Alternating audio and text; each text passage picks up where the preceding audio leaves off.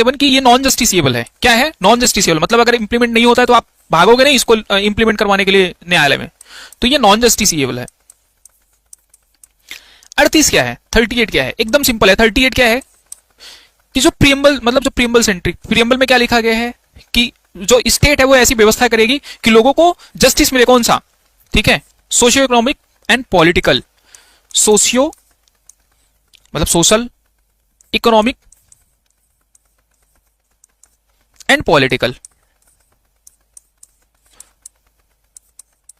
ये जस्टिस मिले। किसको मिले? लोगों को मिले। लोगों को मिले तो ये सोशलिस्टिक प्रिंसिपल है या नहीं मिले? है ना। दूसरी बात, इसमें और भी कहता है। क्या बोलता है बताओ?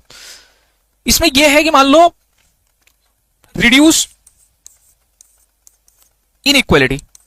अब इनइक्वालिटी दो तरीके से रिड्यूस कर सकते हैं, ध्यान से सुनो। एक तो कर सकते हैं इनकम में, और उसमें लिखा है संविधान में, जब ओपन करोगे तो पता चलेगा। तो एक इनकम में, दूसरा स्टेटस में। भाई इनकम की इनइक्वालिटी तो एलिमिनेट करी नहीं जा सकती, मतलब टर्मिनेट नहीं की जा सकती, खत्म नहीं की जा सकती, तो इसको करेंगे रिड्यूस। तो इनकम की इनइक्वालिटी को क्या करेंगे? रिड्यूस, और इसको क्या करेंगे? खत्म करेंगे, एलिमिनेट करेंगे। मतलब ऐसा नहीं, जो भेदभाव है, जो स्टेटस की इनइक्वालिटी है, उसको क्या करेंगे? खत्म कर देंगे, एलिमिनेट करेंगे। तो मतलब स्टेट ऐसी चीजें करे, मतलब मैं बोलने जा रहा था हथकंडे अपनाएगा, हथकंडे नहीं, ऐसे कानून, ऐसे प्रावधान, ऐसी चीजें बनाएगा, ऐसे प्रोविजन बनाएगा, ठीक है, कि जो इनइक्वालिटी है वो खत्म हो, ठीक है, सोशियो इकोनॉमिक और पॉलिटिकल, ठीक है, जस्टिस मिले लोगों को, ठीक है। और स्टेट क्या करेगा बताओ? हाँ, स्टेट क्या करेगा? सिंपल देखो, मतलब विल प्रमोट वेलफेयर स्टेट, इस बात का ध्यान रखना। तो वेलफेयर स्टेट को क्या करेगा? को प्रमोट करेगा। तो इस बात का ध्यान रखना। ये आर्टिकल 38 है। तो 36, 37, 38 ये तीन तो याद हो गए, ठीक है, इसमें कोई दिक्कत होगी नहीं, ठीक है। अब आओ 39 देखते हैं। 39 ने खूब परेशान किया होगा आपको। 39 का नाम कई बार लिया मैंने। आर्टिकल 39 है, ठीक है। तो 39 क्या कहता है? इसका पहला ही आर्टिकल ये बोलता है, मतलब इसका पहला ही क्लॉज ये बोलता है, सुनो ध्यान से। इसमें बोलता है कि जो चाहे वो मेन है चाहे वो वीमेन है,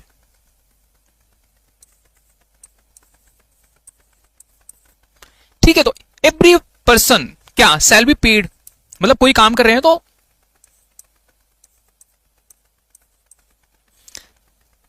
शैल नहीं लिख रहा हूं मैं, क्योंकि फंडामेंटल राइट तो है नहीं। पेड इक्वली, मेनली ये है कि ट्रीटेड इक्वली, मतलब दे शैल बी ट्रीटेड इक्वली। समझ में आया कि मान लो कोई कहीं पे एम्प्लॉयड है तो दे शैल बी ट्रीटेड इक्वली। तो ये पॉइंट है, मतलब ये पॉइंट है ए। बी क्या कहता है इसका? बी आपको 50 बार बताया है। सी, बी में क्या है? Equal distribution of resources. अब देखो दोनों में आपको लगेगा कि सेम ही है, लेकिन सिमिलर नहीं है। कंसेंट्रेशन ऑफ वेल्थ, मतलब नो कंसेंट्रेशन ऑफ वेल्थ, मतलब equal distribution of resources and no concentration of wealth. तो यहां पे नो है, इस बात का ध्यान रखना, ठीक है। तो नो कंसेंट्रेशन ऑफ क्या? वेल्थ, ठीक है। दोनों में डिफरेंस क्या है? मतलब यहां तो चलो मैन और वीमेन है तो किसी पे, मतलब मैन और वीमेन होने के नाते किसी से डिस्क्रिमिनेशन नहीं किया जाएगा, ठीक है, इक्वली पे किया जाएगा। सुनो, दूसरी बात, equal distribution of resources. Resources क्या है? मैंने आपको बताया कि जैसे भारत के पास बहुत सारी, मान लो कोई एरिया है, कोई माइन है, ठीक है, कोई रिसोर्स है, चाहे पेट्रोलियम है, कोई भी हो, ठीक है, तो कोई भी चीज है, तो मान लो कोई डिफरेंट टाइप के अलॉटमेंट होते हैं, चाहे वो ठेका हो, रोड बनवाने का, कंस्ट्रक्शन का, ऐसा नहीं एक ही पर्सन को देंगे। समझ में आया? तो इक्वल डिस्ट्रीब्यूशन ऑफ रिसोर्सेज, मतलब जितने भी रिसोर्सेज हैं, मतलब इंडिया का कोई रिसोर्स भी है ना, तो वो सबके, मतलब सभी में डिस्ट्रीब्यूट होगा, ऐसा नहीं कि सिर्फ एक ही पर्सन को। दूसरी बात क्या? No concentration of wealth. Wealth मतलब ऐसे भी प्रावधान बनाएगी, ऐसा नहीं कि सारी चीजें एक ही लोग को मिल गई, एक ही लोग अमीर बन रहे हैं और बाकी की जनता, बाकी के लोगों के पास कुछ है ही नहीं, ठीक है भाई। बाकी लोगों का भी, चाहे वो लिवलीहुड हो, ठीक है, चाहे वो इनकम हो, अर्निंग हो, वो भी तो इंश्योर करेगी स्टेट। स्टेट को चुना किसने है? सिर्फ एक पर्सन ने, ठीक है। तो इस बात का ध्यान रखना, ठीक है। उसके बाद यहां पे आता है equal pay for equal work.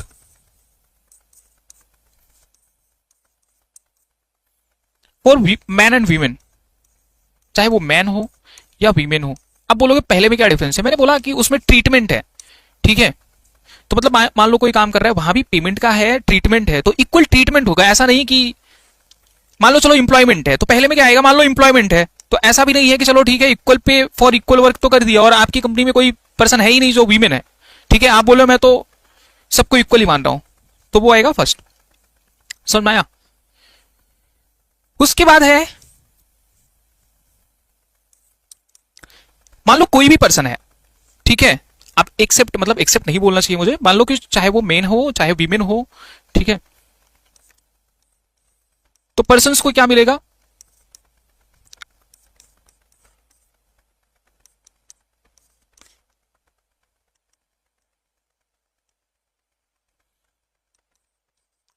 Friendly environment to work. अब इसका मतलब ये नहीं है कि किसी को, मतलब किसी के साथ एक्सप्लॉइटेशन नहीं होगा, इस बात का ध्यान रखना। एंड ऐप में स्पेशली यूथ या चिल्ड्रेन, मतलब या जो बच्चे हैं, इनका एक्सप्लॉइटेशन नहीं होगा, ठीक है। इनके साथ होगा नो एक्सप्लॉइटेशन,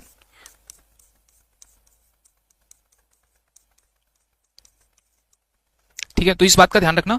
तो ये सारी चीजें हैं, क्यों बताया मैंने आपको ऐसा, ठीक है। तो समझो कि ये सारी चीजें हैं, मतलब अभी याद हो गया तो ठीक है, नहीं तो मान लो इसमें से कोई भी पॉइंट अगर पूछा गया तो आपको पता होना चाहिए, हाँ आर्टिकल 39 में ये है या डीपीएसपी में ये है एटलीस्ट, ठीक है। उसके बाद अगर मैं 40 की बात करूं, ठीक है, आर्टिकल 40 क्या है बताओ। आर्टिकल 40 एकदम सिंपल है, गांधीयन प्रिंसिपल है, ठीक है। इसमें क्या है कि पंचायती राज,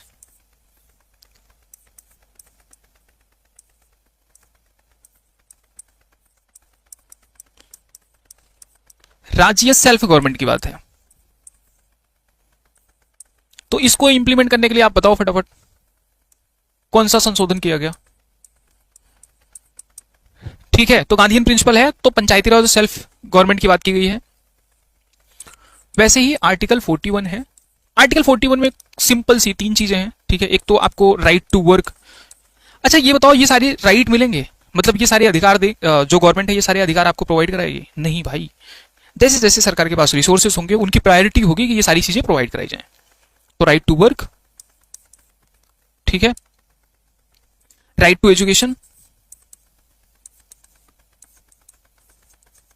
और क्या है बताओ, right to public assistance, to public assistance,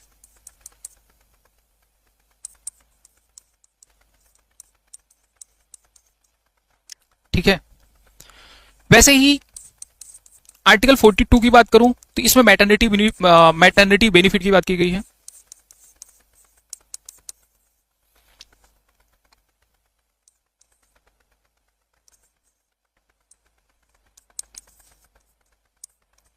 ठीक है। मैटरनिटी बेनिफिट एक्ट को अभी रिसेंटली संशोधन किया गया और इसको 26 बढ़ा के, मतलब 26 वीक कर दिया बढ़ा के, जो छुट्टियां वगैरह मिलती हैं वीमेन को, ठीक है। मैटरनिटी बेनिफिट हो गया उसी तरीके से।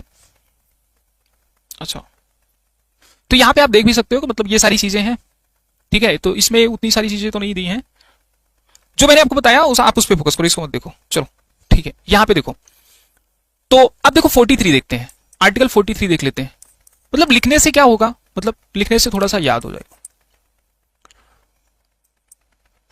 तो यहां पे अब आप बोलोगे फ्रेंडली इन्वायरमेंट मैंने एक जगह और बताया था, तो रिपीट हो गया। यहां भी लिविंग वेजेस की बात आएगी, friendly environment, living veg,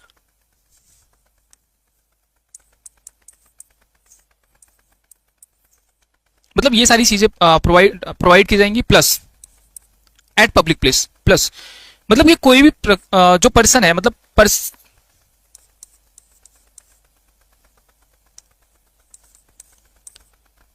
can live, मतलब ऐसा एनवायरमेंट प्रोवाइड किया जाएगा, कैन लिव विद, कैसे बताओ, फुल इंजॉयमेंट। सिर्फ इंजॉयमेंट लिख देते, क्या जरूरत थी फुल इंजॉयमेंट लिखने का, तो फुल इंजॉयमेंट।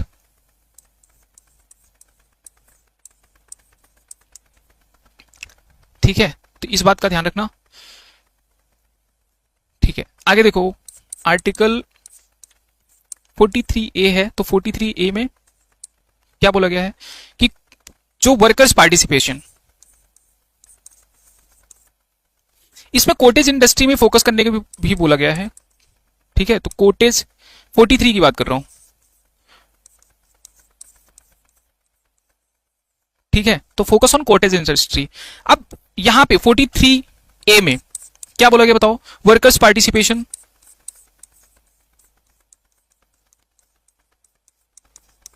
बढ़ाना, वर्कर्स पार्टिसिपेशन बढ़ाना, इस बात का ध्यान रखना, इन मैनेजरल वर्क।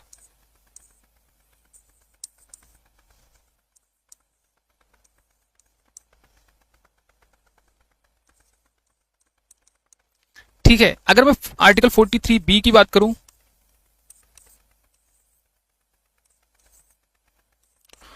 तो क्या है इसमें, ये जो वर्कर्स हैं, मतलब जो लोग हैं, कोई भी person, they can formation of,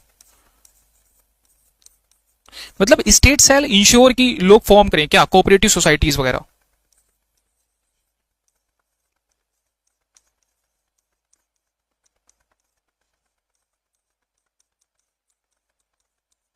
ठीक है, तो इस बात का ध्यान रखना। 43 हो गया।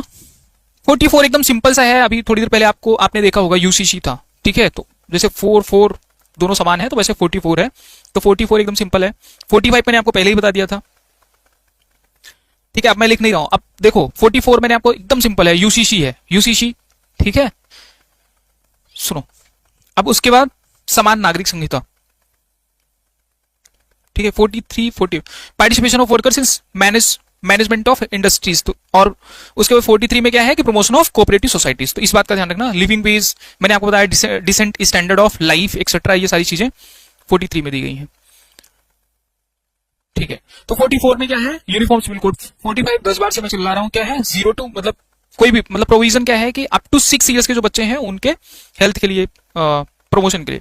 46 मैंने आपको स्टार्टिंग में ही बता दिया, सबसे स्टार्टिंग में यही बता रहा था कि जो 46 है इसमें क्या दिया गया है कि प्रमोशन ऑफ, मतलब कि टू वर्क, स्टेट सेल क्या करेगा, तो promotion of educational and economic interest of schedule, in particular दिया है शेड्यूल कास्ट, शेड्यूल ट्राइब्स, यहां पे लिखा नहीं है, लेकिन इस बात का ध्यान रखना कि क्या, इन particular schedule caste and schedule tribes, in particular. आगे देखो, एंड अदर वीकर सेक्शन, इसी को इंप्लीमेंट करने के लिए ईडब्ल्यूएस रिजर्वेशन। ठीक है, 47 एकदम सिंपल, याद रखो कि 47 से ये याद रखो कि 47 AK-47 से याद रखो। ठीक है, तो AK-47 कैन कॉज, मतलब serious damage of your health, तो ये मान के चलो कि ये हेल्थ के बारे में दिया गया है। तो हेल्थ, इसमें क्या दिया गया बताओ 47 में, कि स्टेट की ये ड्यूटी होगी कि वो इंश्योर करे कि जो लोग इंटॉक्सिकेटिंग, ये भी गांधीयन प्रिंसिपल है, तो जो इंटॉक्सिकेटिंग ड्रिंक वगैरह है या नशीले पदार्थ हैं, इनका दवाओं के अलावा और कहीं सेवन ना हो। तो क्या है, duty of state to raise the level of nutrition, एक तो न्यूट्रिशन के लेवल को भी रेज करें, दूसरा standard of living and improvement of public health, ये हो गया। प्लस मैंने आपको बताया कि जैसे कंजम्पशन ऑफ इंटॉक्सिकेटिंग ड्रिंक, तो ये सारी चीजें भी 47 में है, इस बात का ध्यान रखना। 48 एकदम सिंपल है। 48 कैसे सिंपल है बताओ, 48 अड़ियल 60 से याद रखो आप। तो 48 क्या है, एकदम सिंपल है। 48 में क्या है, एग्रीकल्चर एंड एनिमल हस्बेंड्री। अब इसी में है, देखो डीपीएस में भी ये दिया है कि कोई जो मिल्चिंग एनिमल है, मतलब ऐसे जो दुधारू पशु हैं, उनकी पहली बात तो उनका स्लाफ्टर रोका जाए, चाहे काऊ है, ठीक है, चाहे वो गाय है, तो उनके स्लाफ्टर को, मतलब जो उनको मारा जा रहा है, वो सब बंद हो। तो ये सारी चीजें इसी में दी गई हैं। और सिर्फ इतना ही नहीं दिया, ये भी दिया गया है कि मान लो कि कोई जैसे एग्रीकल्चर के लिए कोई सीड्स वगैरह है, कोई बीज है, तो उसको क्या प्रिजर्व करें, नए ब्रीड्स को, मतलब साइंटिफिक टेम्पर डेवलप करें और नए बीज का क्या करें, अनुसंधान करें, मतलब बनाएं। ठीक है, तो ये 48 है। 48 में इससे मिलता जुलता ही है, क्या है 48